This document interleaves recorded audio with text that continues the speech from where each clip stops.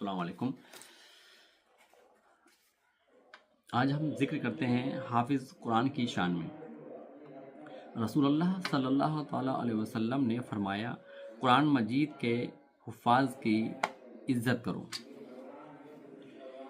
اور قرآن میں بھی ذکر ہے، جس نے ان کی عزت کی اس نے میری عزت کی۔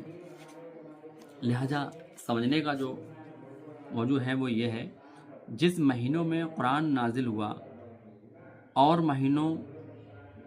مہینوں سے افضل ہو گیا، جس رات میں نازل ہوا وہ رات اور راتوں سے افضل ہو گئی، اور یہ قرآن جس سینہ میں اتر جائے وہ سینہ بھی ہزاروں سینوں سے افضل ہو جاتا ہے۔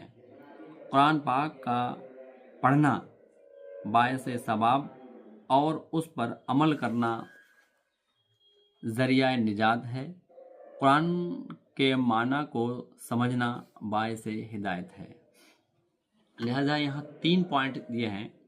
ایک یہ، قرآن پاک کا پڑھنا باعث ثواب ہے اور اس پر عمل کرنا ذریعہ نجات ہے، اور قرآن کے معنی کو سمجھنا باعث ہدایت ہے۔ یہ 3 چیزیں اب اپنے ذہن میں رکھیں۔ اب میں اس پر تھوڑا مشورہ دینا چاہتا ہوں۔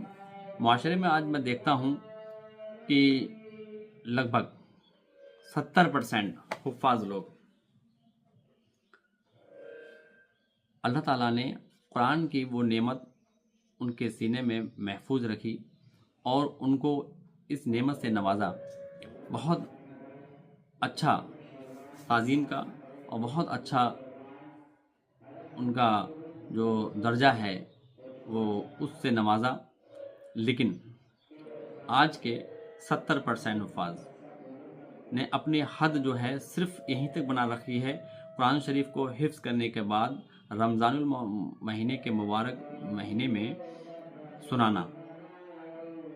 تو قرآن شریف کو صرف رمضان کے مہینے میں سنانا ہی مقصد نہیں ہے۔ 3 چیزیں دھیان دیں۔